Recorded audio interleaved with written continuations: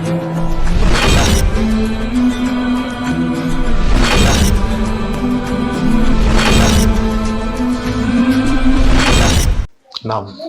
muuliza swali mzuri sana. Bismillahirrahmanirrahim. Alhamdulillah rabbil alamin, wassalatu wassalamu ala sayidina Muhammadin sallallahu alayhi wasallam. Ndugu yangu ameuliza kwamba ni wakati gani mwanamke huwa anaulizwa kuwa yuko tayari kuolewa. Tunashuhudia katika harusi nyingi sana, iwe msikitini, iwe holini, make kwenye maukumbi, mwanamke hufatwa na kuulizwa kuwa amekubali kuolewa. Ni wakati gani? Tayib. Na hili ni swala muhimu sana. Tunapenda kuliweka wazi ili lifahamike. Katika moja hadithi kwenye kitabu hichi ambacho tumesoma leo cha Bulughul Maram cha Imamu Al-Hafidh Ibn Hajar Al-Asqalani rahimahullahu rahmatan wasi'a. Katika kitabu Nikah, moja hadithi ambazo zipo mwanzoni, hadithi aliyopokea kutoka kwa Abi Huraira radhiyallahu anhu. Mtume Muhammadin sallallahu alayhi wasallam anatuambia kwamba la tunkahul ayyimu hatta tusta'mara wala tunkahul bikru hatta tusta'dhana. Qalu ya Rasulallah wa kaifa idhnuha? Qala an taskuta. Muttafaqun alayhi. Nini maana ya maneno? Mtume anatuambia haolewi al-ayyimu, ni mke mkuu. Mke mkuu manake ni mwanamke ambaye alifarikiana na mwanamume wake, aidhan kwa kufiwa na mume ama kwa kuachwa, manake huitwa mke mkuu. Kinyume chake ni bikra. Kwa hivyo huu mwanamke wa sampuli hii haolewi mpaka atakwe amri. Na mwanamke bikra ndo kinyume cha mke mkuu, yeye haolewi mpaka atakwe idhni. Wakauliza masahaba, idhni yake ipo namna gani? Mtume akasema antaskuta, ni anyamanze. Angalia maneno ya bwana Mtume, lugha iliyotumika, kumetumika wizani wa istafala. Katika sarfa wizani wa istafala ina maana nyingi sana, na ina maana ya talab, manake kutafuta, kutaka.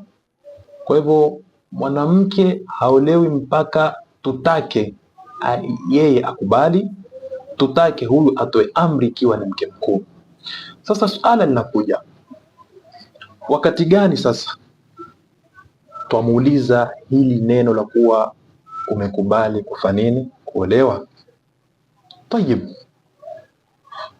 sheria ipo wazi. Kuna muelezo ambao huwa unatangulia kabla huyu mwanamke kufikia katika kitengo cha kuolewa, ikiwemo masala ya kuposwa, masala ya kutolewa mahari, masala mengi sana huwa yanapitikana hapa. Na hapa tuzungumza kisheria, manake hapa hatuzungumzi kimawazo ya mtu, tuzungumza kisheria. Ni kwamba je, anapoposwa mwanamke, ile posa inapoingia kwao, kabla ya kurudisha, manake kuna wakati barua yaandikwa, manake mwanaume ataka kuzaliwa kwenye nyumba ya mzee fulani, bila shaka mwanamke huwa anaulizwa, kumekuja mwanamume ama kumekuja ujumbe hapa, je, upo tayari? Sisi kabla ya kujibu ile barua kama wazazi, huwa lazima tumuulize mlengwa mwenye kutaka kuolewa kama je, ipo tayari kuolewa. Ikiwa yupo tayari kuolewa, ndipo sasa hapo tunafanya mrejesho wa ile barua kwa kujibu ya kwamba ombi lenu limekubalika, fulani kuzaliwa katika nyumba ya mzee fulani. Hatuwezi kupokea mahari wala hatuwezi kujibu yale maombi ya kutakwa posa binti fulani bila kwanza yeye kuulizwa. Na hapa ndio utakuta katika moja ya hadithi nyingine Mtume Muhammadin sallallahu alaihi wasallam kutoka kwa Jabir radhiyallahu anhu tunasema, idha khataba ahadukumul mar'ata atakapomposa mmoja wenu mwanamke, fa inistatwaha, ikiwa ataweza, anyandhura minha ila ma yad'uhu ila nikahiha falyafal, ikiwa ataweza kumtazama huyo mwanamke mpaka kwa yale yatakaomuita kwenye kumuoa, ni afanye nini? Afanye. Sheria ikatwambia mzuri atazame kafaiha, viganja vyake vya mikono na uso peke yake. Hapo inakuwa bado hakujaa ule muwafaka wa kufanya nini, wa kukubaliana kwamba sasa tumekubaliana tuoane. Hasa tuje katika hayo wanaofanyika siku hizi, wakuta sherehe zetu ati twamsubiri mama harusi. Kwanza ifahamike, hakuna sharti wala hakuna sheria mwanamke kuolewa ni lazima awepo kwenye sherehe kama ile.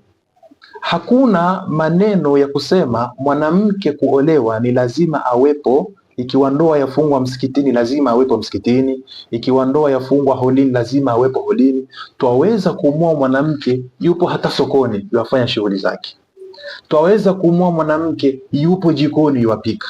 Twaweza kumwoa mwanamke yuko barabarani hutembea. Sisi haituhusu.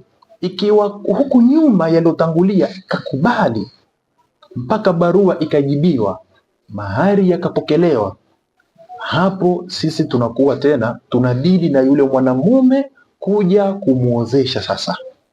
Lakini leo kwanza unakuta watu wanakuja kwenye masherehe wamechelewa.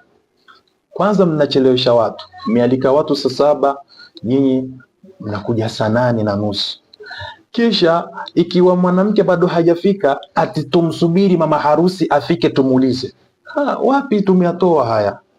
Wapi tumeyatoa? Mwanamke haulizwi pale ukumbini.